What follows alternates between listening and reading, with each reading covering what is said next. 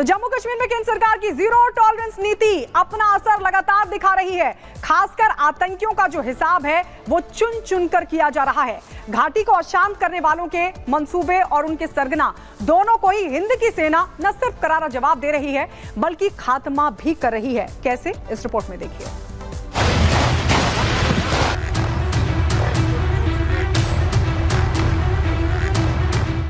कठुआ से कुलगाम, आतंकवाद का काम तमाम। शहादत का बदला, घातक प्रहार अगला। एक तरफ पाकिस्तान के कश्मीर राग का एनकाउंटर विदेश मंत्री एस जयशंकर ने अपने भाषण से कर दिया, तो दूसरी तरफ हिंद की सेना घाटी में चूहों की तरह छिपकर वार करने वाले आतंकियों का खात्मा कर रही है। शुरुआत कुलगाम से हुई, जहां घाटी में सुरक्षा बलों का सामना आतंकियों से हुआ और ये मुठभेड़ उन आतंकियों की जिंदगी का आखिरी दिन बन गया। शनिवार को कुलगाम जिले के देवसर इलाके में आतंकियों के छिपे होने की खबर मिली। सेना ने घेराबंदी कर तलाशी अभियान शुरू किया। खुद को घिरता देख आतंकियों ने गोलीबारी शुरू कर दी। इस गोलीबारी का सेना ने करारा जवाब दिया और 2 आतंकी वहीं मारे गए। लेकिन इस दौरान अभियान में शामिल पुलिस के 5 जवान घायल हो गए। पुलिस के मुताबिक 2 आतंकियों के मारे जाने के बाद इलाके में बड़े स्तर पर सर्च ऑपरेशन चलाया जा रहा है। साथ ही जो आतंकी मारे गए हैं उनकी पहचान और वो किस संगठन के हैं इसका भी पता लगाया जा रहा है। हालांकि जो फोर्सेस हैं वो इलाके में मौजूद रहेंगी ताकि जो हालात हैं उन्हें यहाँ पर नॉर्मल करवाया जा सके। एक बड़ी संख्या में फोर्सेस की तैनाती इस पूरी जगह पर की गई थी, लेकिन अब धीरे धीरे इस जगह को कहा जा रहा है कि पूरी तरीके से जब सैनिटाइज कर दिया जाएगा तो जो भी जवान हैं यहाँ से सेना के वो यहाँ से निकल कर के रवाना हो जाएंगे। हालांकि काफ़ी अंदर तक अगर हम आपको तस्वीरें दिखाएं तो सेना की मुस्तैदी यहाँ पर नज़र आती है और ये अभी भी इसी तरीके से चल रही है। आतंकियों का एक और ठिकाना सुरक्षा बलों ने शनिवार को तबाह कर दिया। ये दूसरा एनकाउंटर जम्मू के कठुआ में हुआ। यहाँ आतंकियों पर हमला करने वाले 2 और आतंकियों को सेना ने उनके अंजाम तक पहुंचा दिया और इस एनकाउंटर की गूंज पूरी घाटी में सुनाई दी। हालांकि इस एनकाउंटर में पुलिस का एक जवान भी शहीद हो गया। इस एनकाउंटर के बाद देर रात तक इस इलाके में पुलिस ने सर्च ऑपरेशन चलाया। इलाके में आने जाने वाले हर गाड़ी की चेकिंग की जा रही है।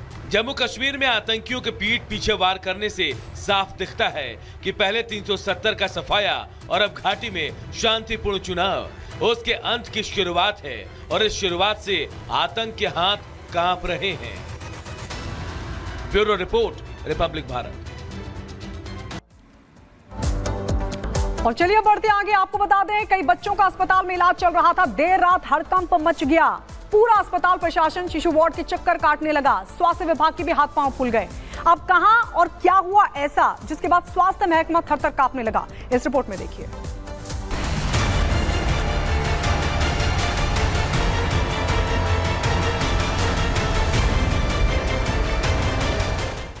मध्य प्रदेश के नीमच में उस समय अफरा तफरी मच गई जब गलत इंजेक्शन लगाने से करीब 26 छोटे बच्चे बीमार हो गए। घटना की जानकारी मिलते ही पुलिस और प्रशासन में हड़कंप मच गया। इंजेक्शन लगने के साथ ही बच्चों के शरीर में फफोले आने लगे। मामला नीमच के जिला अस्पताल शिशु वार्ड का है। घटना के बाद अस्पताल पहुंचे लोगों का गुस्सा भी फूट पड़ा। बच्चे यहाँ पे भर्ती है अस्पताल में और 26 बच्चे उसमें परेशान हुए, फूले फफोले फुंसी, एकदम उनको उल्टी हुई, उनको बुखार आया और एकदम फफोले हो गए। इसको लेकर अफरा तफरी मच गई और कुछ परिजन अपने बच्चों को प्राइवेट हॉस्पिटल में ले गए। 5 बच्चे भी आईसीयू में हैं, कुछ बच्चे कंट्रोल में हैं। लेकिन ये बहुत बड़ी घटना है। एक साथ 25-26 बच्चों को एक साथ तबीयत खराब हो जाना निश्चित है कि ये अस्पताल प्रशासन की घोर लापरवाही है। बच्चों की तबीयत खराब हुई तो आनन फानन में 6 बच्चों को आईसीयू में भर्ती कराया गया। 3 बच्चों को परिजन प्राइवेट अस्पताल लेकर चले गए। बाकी बच्चों को सामान्य वार्ड में रखकर उनका इलाज कराया जा रहा है। सभी बच्चों की उम्र 2 से 4 साल बताई जा रही है। अब सवाल है कि कैसे बिगड़ी बच्चों की तबीयत? क्या इंजेक्शन एक्सपायरी था? क्या इंजेक्शन बॉक्स में रखे वायल में गड़बड़ी थी? क्या बिना जांच के इंजेक्शन दिया गया? क्या बच्चों को रिएक्शन हुआ? हालांकि सूचना के बाद आनन फानन में एसडीएम और पुलिस अधिकारी भी मौके पर पहुंचे, जहां अब एंटीबायोटिक इंजेक्शन को जांच के लिए भेजा गया है। तो वहीं दूसरी तरफ पुलिस भी अपनी छानबीन कर रही है। बच्चे ऑलमोस्ट अंडर कंट्रोल है और कुछ 3 बच्चे प्राइवेट नर्सिंग होम में उनके माता पिता लेकर गए, हम लोग वहाँ भी देखने जा रहे हैं। 3 बच्चे आईसीयू में हैं, but they are also stable. Injection में गड़बड़ी थी या उसे बिना चेक किए देने वाले आदमी की गलती थी, ये छानबीन के बाद आज नहीं तो कल पता चल ही जाएगा। लेकिन गनीमत ये है कि वक्त रहते सब कुछ सामान्य होगा, नहीं तो हालात और बिगड़ सकते थे। Bureau report, Republic Bharat. और इस साल आसमान से बेहिसाब पानी बरसा, पूरा हिंदुस्तान पानी पानी हो गया। चाहे पूरब से पश्चिम तक की बात हुई, उत्तर से दक्षिण तक लगातार बार बारिश ने हाहाकार मचाया। और इसी कड़ी में आपको बता दें, बिहार और नेपाल, सितंबर का महीना खत्म होने को है, लेकिन बिहार और नेपाल में लगातार जो बाढ़ है वो अपना रौद्र रूप दिखा रही है। रिपोर्ट देखिए।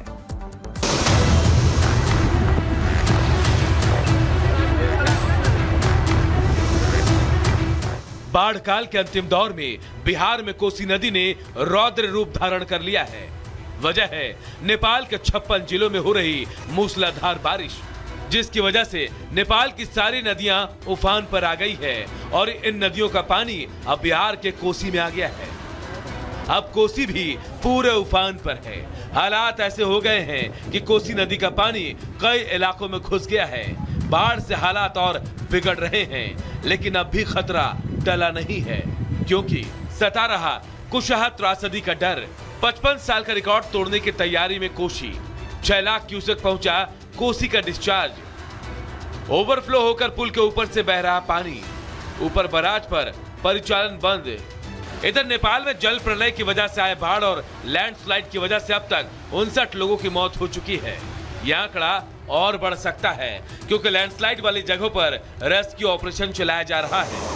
नेपाल में अब भी जोरदार बारिश हो रही है और इसका सीधा असर बिहार के सुपौल, सहरसा, मधेपुरा, दरभंगा, मधुबनी, खगड़िया, कटिहार और भागलपुर पे पड़ेगा।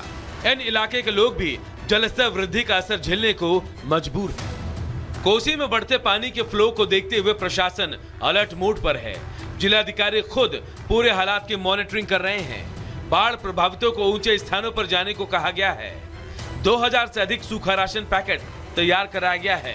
डीएम ने बताया कि कोसी के अभियंताओं के साथ वो खुद भी तटबंध की निगरानी के लिए रात में निकलेंगे। सभी जगहों पर प्रशासन और अभियंताओं को अलर्ट पर रखा गया है। प्रशासन किसी भी स्थिति से निपटने के लिए तैयार है। वैसे आज का दिन बेहद अहम माना जा रहा है। अगर नेपाल और पहाड़ के बीच बारिश नहीं रुकी तो बिहार के कई इलाके पानी में डूब जाएंगे। ऐसे में माइकिंग के जरिए लोगों को अलर्ट रहने को कहा जा रहा है।